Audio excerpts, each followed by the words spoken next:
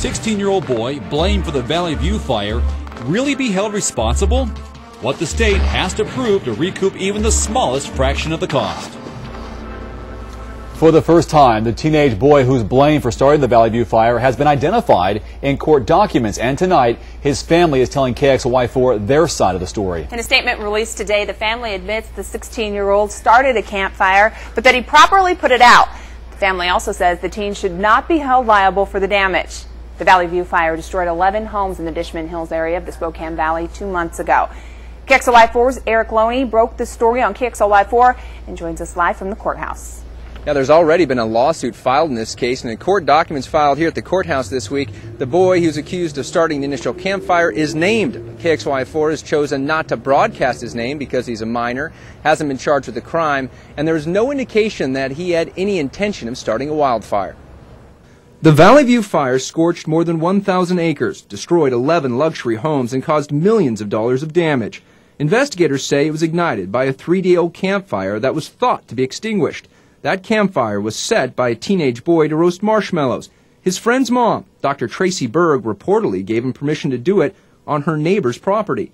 That neighbor, Glenn Cloninger, has sued Berg and the boy for $75,000 for damage to his vacant property. Court documents filed in the lawsuit this week say the teen's parents are liable for a maximum of $5,000 for his malicious and willful act. But the teen's family released a statement to KXLY4 today, saying it is not reasonable to claim in a lawsuit for money that the fire damages were caused by any improper conduct by the young man or his family, and his conduct was certainly not willful and malicious. The family statement says their son is a responsible young man and he has fully cooperated with authorities. It also says he started the fire with permission of the adult he thought was the property owner, and in extinguishing the fire, he twice watered down the ground for approximately 5 minutes, turned over the ground, and ensured no embers were remaining. The Cloninger lawsuit says Berg should be held liable because she allowed the teen to trespass on his land and start the fire. We spoke to Spokane Valley attorney Rob Crary today. He's not involved in this case, but explained it doesn't matter where the fire started. It comes down to if Berg was negligent letting the boy start the fire. If it's her property and she authorizes somebody and she's negligent, she could be held at fault. If she authorizes somebody to go on a neighbor's property and it's negligent, she could still be at fault.